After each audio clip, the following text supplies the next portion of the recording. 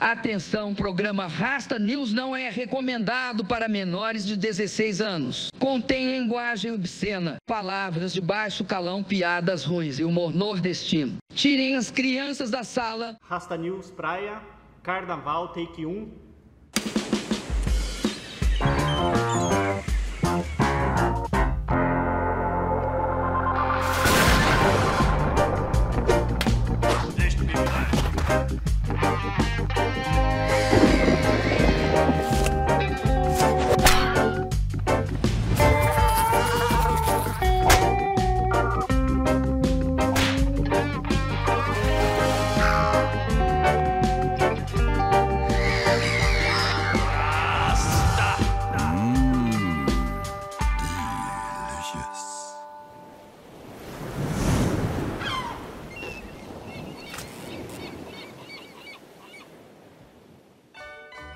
Boa noite, embaixadores, boa noite, rastros e rastras, sejam bem-vindos a mais um Rasta News, o seu jornal semanal isento de notícias. Uma festa pagã, uma preparação cristã ou apenas uma licença poética safada para o vagabundo sair de calcinha e a rapariga saracotear por 4 dias de esbórnia, mafuá e rendezvous, regados a loló, suor e mononucleose.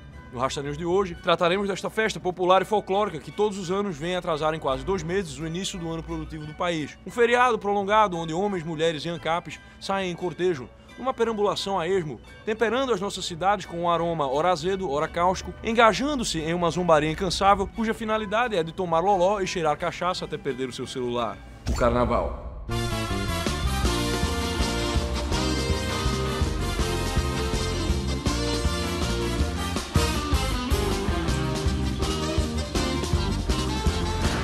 Desde os tempos mais primórdios, o Carnaval foi sendo incorporado nas tradições e festividades do povo europeu, se tornando, ao longo de séculos, um período da irreverência, da paródia, da gozação e do riso. As teorias sobre as origens originais mais antigas do Carnaval datam até mesmo de festividades do Egito Antigo. Essa é a mistura do Brasil com o Egito, tem que deixar-me pra dançar bonito. Veja só que loucura, as festas de Ísis, celebradas pelos egípcios, e também de celebrações pagãs do mundo antigo, como os bacanais gregos ou os saturnais romanos. Todas essas manifestações são citadas por estudiosos como demonstrações de alegria que podem estar nas raízes do Carnaval. Outros doutores, especialistas, carnavologistas e bilólogos comentam que o Carnaval teria origem em ritos de fertilidade e celebrações do final do inverno e do início da primavera. Seja como for, não por acaso essa quizumba toda me cheira a sebo de lagartixa donzela e esperma de índio. Outros especialistas nos contam que o Carnaval surgiu de fato no ano 604 d.C., quando o Papa Gregório I criou a Quaresma. Criou a Quaresma? A Quaresma seria composta de 40 dias em que os fiéis se privam de comer carne e gordura antes da Páscoa. Mas alguns fiéis, não tão fiéis assim, resolveram que antes de sossegar, seria uma boa chutar o pau da barraca, fazendo uma festa com muita vaca, galinha, porcos e linguiça. Nessa versão da história, a palavra carnaval viria do italiano carnivale, que, apesar do nome, não significa algo tipo um vale espetinho, mas, ao contrário, significa adeus à carne. Você acha que é certo ser carnívoro? Mano, carne é bom, foda-se. Por conta do excesso de flauteio e folia, desde a antiguidade, mas principalmente ao longo da Idade Média, o Carnaval foi se tornando mais inconveniente e polêmico. Os cristãos não eram contra a demonstração de alegria pelas ruas, mas começaram a achar que era uma extravagância essa gozação toda da galera sair trocando fluidos com desconhecidos e distribuindo a sementinha da vida nas galegas sem nem mesmo passar o recibo. Não era pedir demais, né? No Brasil, o Carnaval chegou através dos portugueses e se desenvolveu de formas diversas. No Rio, temos as escolas de samba. Em São Paulo, temos uma cópia das escolas de samba do Rio. Na Bahia, temos o trio elétrico e o axé. E em Brasília, temos a fantasia, o devaneio. Vários homens do mesmo sexo se reunindo em prédios com arquitetura de motel para uma cerimônia de tarados em que se escrevem muitas leis e se imprime muito dinheiro.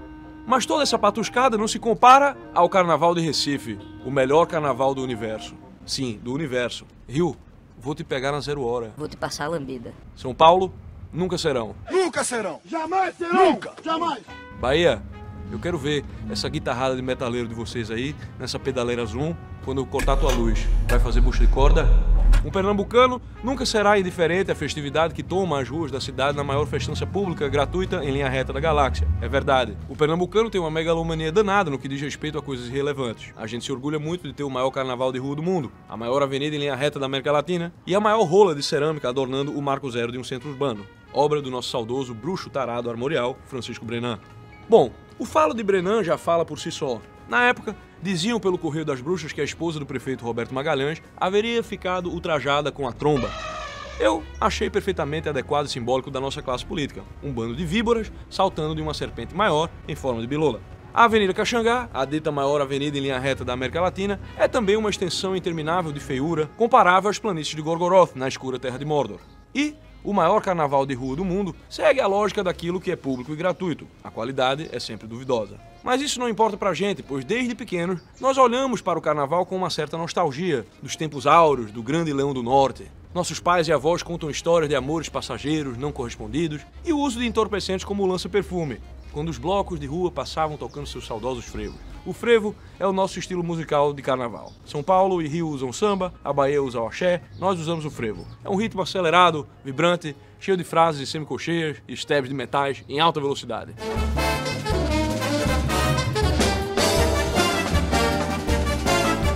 É praticamente uma marcha de Mardi Gras em New Orleans, depois de algumas carreiras de pó. Isso faz com que a gente olhe para o carnaval com um viés apaixonado, daquele bêbado que olha para aquela ex que foi uma beldade há 20 anos atrás e que hoje já está com a carinha de boneca estragada e sofrida, e que de cada amor herdou apenas o cinismo. O ano inteiro, a cidade se isola em seus carros ou em seus apartamentos climatizados, que mais parecem CPU de computador, e pouco usam as ruas, violentas, esburacadas, com cheiro de esgoto, repletas de ratos e baratas. Mas no carnaval a gente esquece tudo isso aí e sai pulando ao som de madeira de lei que cupim não rói, levantando o dedo como se a injustiça lamentada por Capiba ante a derrota do bloco Madeira do Rosarinho pelo Batutos de São José fosse simbólica de alguma coisa qualquer que a gente também lamente. É um momento de possessão daimônica, catalisado por aquele velho cheiro de furico pantanoso que abunda em suspensão pela Manguetown. É até engraçado eu ver as autoridades preocupadas acerca de cancelar ou não o carnaval por causa do corona. Meu irmão, se o Covid bater no bloco do Galo da Madrugada, no sábado de carnaval, ou der ali em Peixinhos na quarta-feira de cinza, quem vai precisar de máscara é ele. Eu lembro da última oportunidade que tive de ir ao carnaval, em 2018. Eu cheguei em Recife na madrugada da terça-feira gorda para a quarta-feira de cinzas. Saí do aeroporto, deixei minhas coisas em casa e peguei um táxi para o Recife Antigo. Movido por aquela curiosidade saudosa. Chegando perto, eu já comecei a me arrepender. O trânsito não andava, então eu saí do carro e resolvi ir andando. Eu tava vestido como eu normalmente me visto, de cartola e do jeito que vocês me veem normalmente. Não me passou pela cabeça trocar de roupa. Ninguém ia me notar, Num monte de papangus, de ala-ursa, Homem-Aranha, Neymar, Osama Bin Laden, tem até gente vestida de chikungunya. E se liberarem o carnaval desse ano, pode ter certeza que vai ter a fantasia do Ômicron em homenagem à fantasia do Ômicron.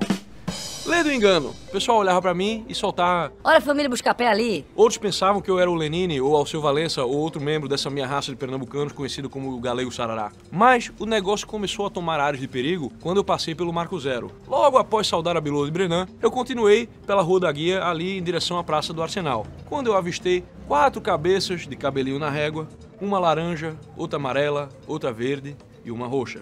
Eram 4 malas do apocalipse. Mala, para quem não sabe, é a abreviação usada para maloqueiro, indivíduo caótico neutro que, dependendo do rolar dos dados, tanto pode engajar em uma transação comercial envolvendo uma latinha de loló, quanto pode levar os teus pertences sem o teu consentimento em uma transação muito parecida com aquilo que a gente chama de imposto. Não duvido que alguns esquerdistas da minha cidade chamem isso de imposto de justiça social.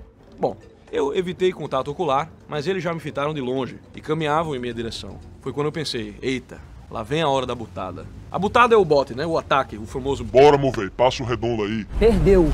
Perdeu sem gracinha, perdeu. Pelo amor de Deus, não tô fazendo gracinha nenhuma. Bora, porra, desce do carro. Mas a minha surpresa foi que um dos malas chegou com os amigos assim perto de mim e disse... Eita, que cowboy gostoso da moléstia. Sim, da moléstia mesmo. Eu achei que o redondo que ele queria era o relógio, que eu não uso. Mas aparentemente ele queria o outro redondo, aquele que dá-se e não se perde. Ele não queria o imposto de justiça social, mas sim uma reparação anal. E eu sempre ouvi das meninas, ali reclamando de assédio no carnaval, mas eu nunca pensei que aconteceria comigo. É desconfortável. Lisonjeiro, não vou mentir. É bom saber que eu teria opções caso eu entrasse para o PSOL um dia. Mas é desconfortável esse caminho em direção a uma igualdade de vícios, Eu continuei andando ali como se não tivesse ouvido nada e cheguei à esquina da Praça do Arsenal, já sem medo pelas minhas partes baixas, quando comecei a escutar uma troça carnavalesca tocando seu frevo. Imediatamente a nostalgia se instalou no meu coração, mas aí a cornetada passou pelo meu ouvido. Eu tinha as lembranças do quê? Das troças carnavalescas passando, meio como um musical desse que o cara sai cantando na rua. Mas a verdade é que eu testemunhei uma verdadeira farândola mequetrefe, uma tarantela de ébrios, fudidos, suados, e uma cornetada desafinada do nada. Entendi então naquele momento, com certa tristeza e vergonha, que o carnaval, bem como meus amores, era apenas mais um fantasma que pintei como melhor do que deveria. Mas a verdade é que eu não era o único. Mesmo os que estavam ali, entregues a Baco, pareciam ter uma certa tristeza. Jovens senhoritos fazendo suas cirandas de maluco, com bandeira de Cuba e Venezuela, bandeira do MST, e meninas claramente incomodadas com o sexismo assediador reinante na festa popular da libertinagem. Enfim, todos estavam ali com uma expressão de que o mundo não está como deveria ser e que aquela era a hora de rir para chorar depois. Melpomene e Thalia correndo de mãos dadas pelo mangue. Hoje, para muitos, o carnaval é um espaço para quebrar as regras e convenções, mas a tragédia é que o lugar para essas extravagâncias lúdicas só faz sentido como exceção. Sem uma maior parte do tempo de normalidade, a libertinagem vai se tornando tão normativa e autoritária quanto qualquer outra forma de moralismo tropical. É como já diziam os acadêmicos de Milton Friedman. O seu doutor, o que é que tem se amar? O que não vale é ferir o PNA. O carnaval é tempo de libertinagem, cair no passo e se engajar na vadiagem. Então procure não se indignar se o seu filhinho de calcinha for brincar. Chegou com a bunda busuntada de gelol. O que não vale é entrar para o PSOL, ô seu doutor. A verdade é que após muitos anos de exageros, já não resta quase mais nada. Não há mais regras a serem quebradas, sem que a gente termine entrando em very dark places. Então tudo o que resta aos foliões é começar a reverter tudo a um moralismo travestido libertino, que mesmo sendo um moralismo diferente, não deixa de ser um moralismo calhorda e destituído de qualquer senso das proporções. Toda suruba termina precisando de regras, meus amigos. Seja ela uma suruba explícita ou implícita, como é o carnaval. Ainda vai haver regras. E quanto mais pessoas forem participar desta orgia, mais regras vamos precisar. Experimente olhar demais para a galega e você vira um opressor machista. Recuse o beijo da mulher cobra, e é porque você tem fobia. Essa putaria moderna é a putaria mais ordeira e legalista que já existiu na história humana. Vale tudo, exceto não participar. Veja que a sua avó pode ter te dado uma bronca porque te pegou descascando bem-te-vida, mas embora te chamasse de moleque safado, ela não ia te comparar a Adolf Hitler. Agora teve o caso lá das meninas lésbicas acusadas de transfóbicas porque disseram que não queriam beijar uma mulher trans. Ouvi uma pessoa dizer que preferia me matar do que matar Hitler, disse Jenny, de 24 anos. Disse-me que me estrangularia com um cinto se tivesse em uma sala comigo e Hitler. Isso foi tão bizarramente violento, só porque eu não faço sexo com mulheres trans. Porra, cara, que isso? Existe uma galera que realmente acredita que uma sociedade ideal, uma sociedade sem ódio e preconceito, é aquela em que todo homem e toda mulher aceita transar com todos os tipos sem nenhum discernimento, baseado apenas na subjetividade com que o outro se reconhece. Isso é de uma tirania sem tamanho. Ou, como diriam os acadêmicos de Milton Friedman mais uma vez, então procure não se indignar se a sua filhinha sai a saracotear. Vale pegar, beijar, sentar e assoprar. O que não vale é com as vadias ir marchar, ô seu doutor. Eu lembro que na minha época de gadeagem lá no Brooklyn, eu achei uma galega no Tinder, né? Rolou um match e ela me pediu meu telefone. E a gente começou a se falar. Logo nas primeiras mensagens ela me mandou essa. Eu sou poliamorosa. Eu só me relaciono casualmente com mulheres. Com homens, eu preciso ter uma conexão e um compromisso. Eu não como carne, eu sou contra o fracking e eu não tolero negatividade nem republicanos. Eu respondi a ela que, olha, minha filha, nem a minha ex número 3, que era uma patricinha lá do Colégio Damas, tinha tanta regra. E eu aí me lembrei da professorinha que tinha no colégio, que era aquela professora legal, e como tal, volta e meia, tinha que expulsar da sala algum vagabundo que se aproveitava da liberdade que ela dava. Ela sempre fazia isso dizendo: liberdade não é libertinagem. Ou como diriam os acadêmicos de Milton Friedman: outra vez?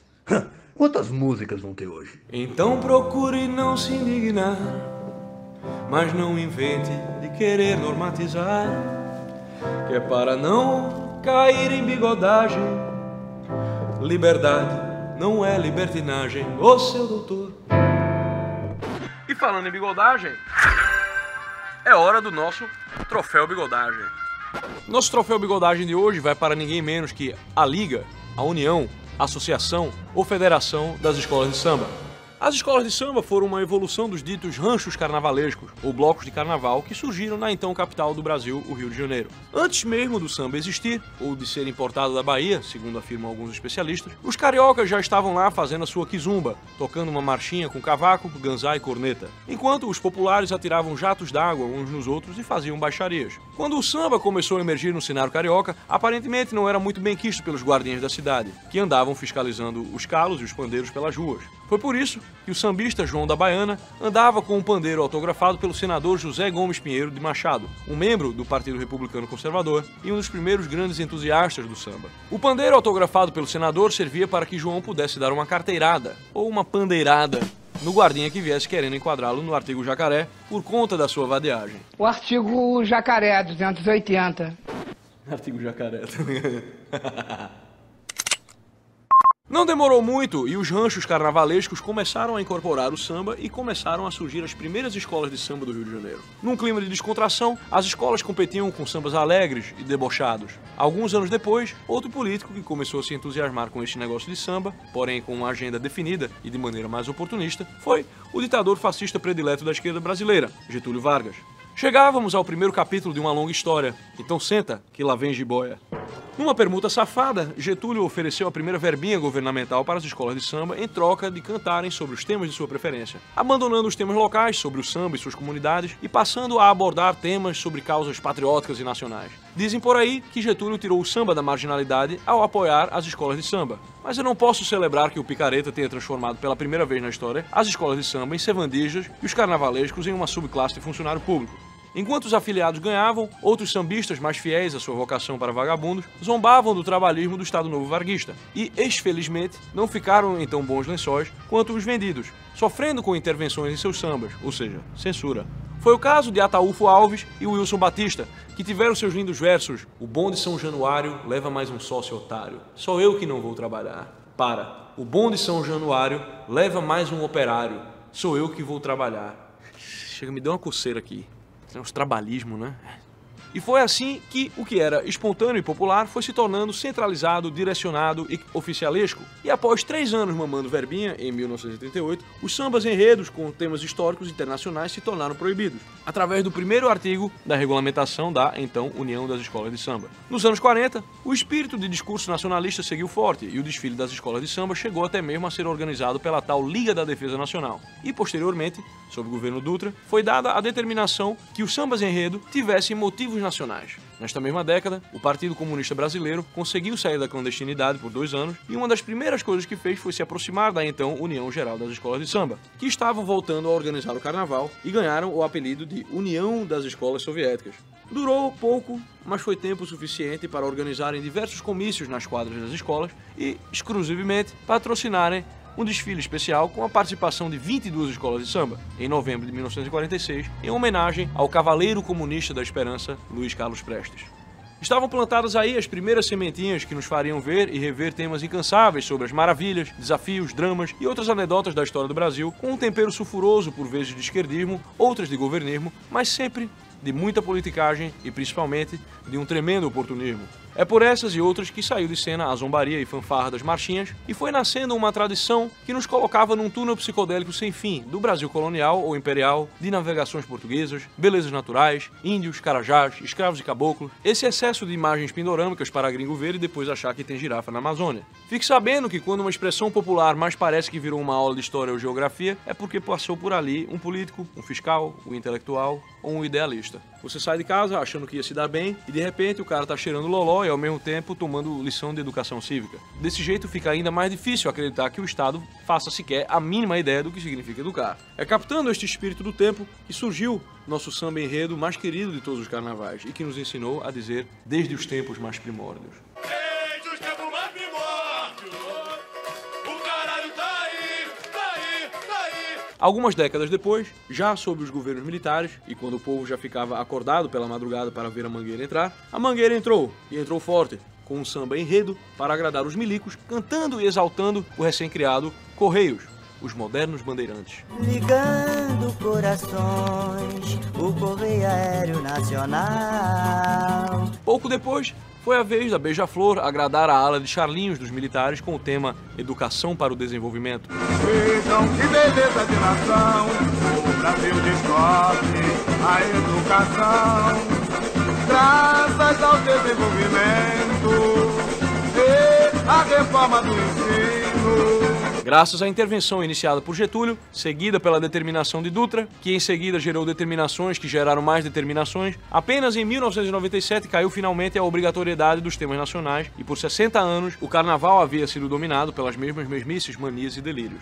Mas para alguns, tudo certamente valeu a pena. Afinal, nesse meio tempo, o desfile das escolas de samba conseguiu se tornar a marca maior do carnaval do Brasil e do Rio. Nos anos 80, o dirigismo estatal também presenteou o Carnaval Carioca com o primeiro sambódromo do Brasil. Numa bigodagem faraônica, o antropólogo Darcy Ribeiro não precisou se esforçar muito para convencer o governador comunista do Rio, Leonel Brizola, a transferir um tanto do nosso imposto para alguma empreiteira qualquer e para o bolso de algum outro amigo comunista. Oscar Niemeyer retornava ao Brasil após alguns anos exilado na Europa. E já voltou ganhando, né? O custo dessa fanfarra foi de 18 bilhões de cruzeiros, que, atualizados para hoje em dia, deve dar uns 400 milhões de reais.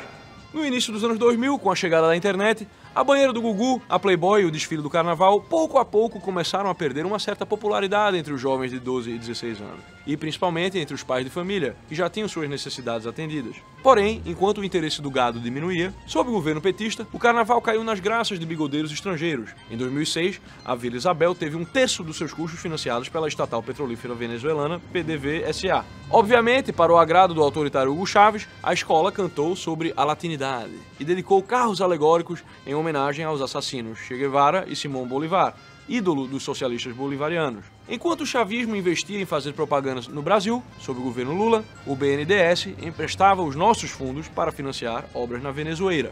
E quando se fala o nome Lula, é certo que teremos mais alguma falcatrua. Nos anos seguintes, outro líder que achou que seria uma boa investir no nosso carnaval foi o presidente ditador da Guiné Equatorial, Teodoro Bazogo, que está há 40 anos no poder. Em 2015, a imprensa veiculou a informação de que o ditador teria despejado 10 milhões de reais na conta da Beija-Flor para, em troca, receber um desfile em homenagem ao seu país. Estranhamente, alguns da imprensa disseram que a Beija-Flor havia feito bonito ao deixar a política da Guiné Equatorial de lado para falar sobre as belezas do país, justamente quando o que a Beija-Flor de fato fazia era uma passeata. Uma propaganda política em favor de um país sob os olhos do filho do comandante desta ditadura. Mas a relação do nosso Brasil com o ditador Bazogo já vinha de outros carnavais. Mais precisamente, desde que o seu amigo Lula foi visitá-lo em 2008 e iniciou a aproximação dos dois países. Após 10 anos de amizade colorida, a relação culminou com a acusação de lobismo e lavagem de dinheiro contra o nosso ex-presidente, que teria recebido uma recompensa por ter interferido em favor de uma empresa para fecharem um negócio junto ao seu amigo da Guiné Equatorial. Mais uma acusação que pegou mal para o Lula, mas certamente nem tanto para o amigo Bazogo, que tem um histórico ainda mais rico de acusações de fraudes, assassinatos e tortura. Além das amizades duvidosas, não posso deixar de lembrar que Lula foi ele próprio homenageado com o samba enredo da Gaviões da Fiel em 2012. Coincidentemente, esta homenagem aconteceu logo após o nosso sapo barbudo favorito ter supostamente pressionado a Odebrecht a construir o estádio do Corinthians, clube favorito do presidente e dos foliões da escola de samba. Outra suposta maracutaia carnavalesca seria em 2008, quando Lula também teria pressionado um diretor da Petrobras a doar R$1 milhão a cada escola da elite do carnaval carioca. Mas eu já estou enfadado com esta lista infindável de bigodes. O fato é que, quando o leitinho está sendo jorrado, fica tudo muito bom, não é mesmo? Não tem problema mamar a verbinha do teu imposto, lavar um dinheirinho do contraventor, ou mesmo receber investimento de ditadorzinho. E me vem esse monte de escola e carnavalesco e artista querendo lacrar na porra do carnaval como se tivessem algo para ensinar à sociedade. Aceitam tudo, adoram uma boa almofadinha, vale dinheiro de bicheiro, de traficante e ditadura para ganhar no carnaval. O cara começa a cortar ali uns isopor, umas cartolinas, né? Cola uma calcinha com uma pluma roxa e purpurina, cheira uma linha e tá pronto. Já se vê a si mesmo como autoridade de alguma coisa, discutindo as questões da estrutura da sociedade e debatendo fake news. Sim. Recentemente teve uma porra de um desfile com um carro alegórico falando sobre fake news. E eu aqui pensando que iam falar sobre aquela porra do carnaval exaltando os Correios nos anos 60, né? Irmão, a existência dos Correios é uma fake news. Marcela Adnet falando sobre justiça social é fake news. As garotas mais fogosas que tu beijou quando tava com a cara cheia de cachaça no carnaval são fake news. Reprodução via órgão escritor é fake news. Escolas de samba que dizem representar uma comunidade, mas que lacram e ignoram moradores que não concordam, são fake news. A Suzana Vieira na avenida pagando de gostosa é fake news. A cara da Anitta é fake news.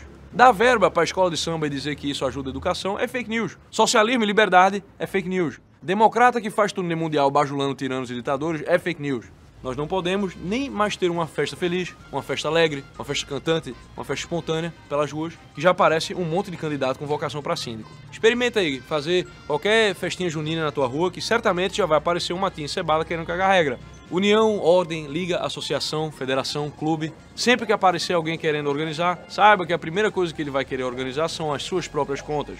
Ficou tudo realmente muito bem organizado, principalmente com privilégios enormes, a transferência dos nossos impostos e uma bigodagem tremenda, persistente, constante e sem fim. Então, pelo conjunto da obra e por sua história quase centenária de oportunismo e de escada de políticos, o nosso desfile de escola de samba fica aqui o nosso singelo prêmio, o nosso troféu bigodagem. Rasta, o que acha dos 100 anos da Semana de Arte Moderna? Exaustivamente longos. Rasta, aplica algo do estoicismo na sua vida? Olha, meu filho, nada que o catecismo já não me exorta a fazer, né? Você fica com essa tara aí de estoicismo, pô, fazendo caveirinha no braço, indo em barbearia gourmet, se não explode da cara de vocês. Olha, existe maneira menos exaustiva de parar no limbo.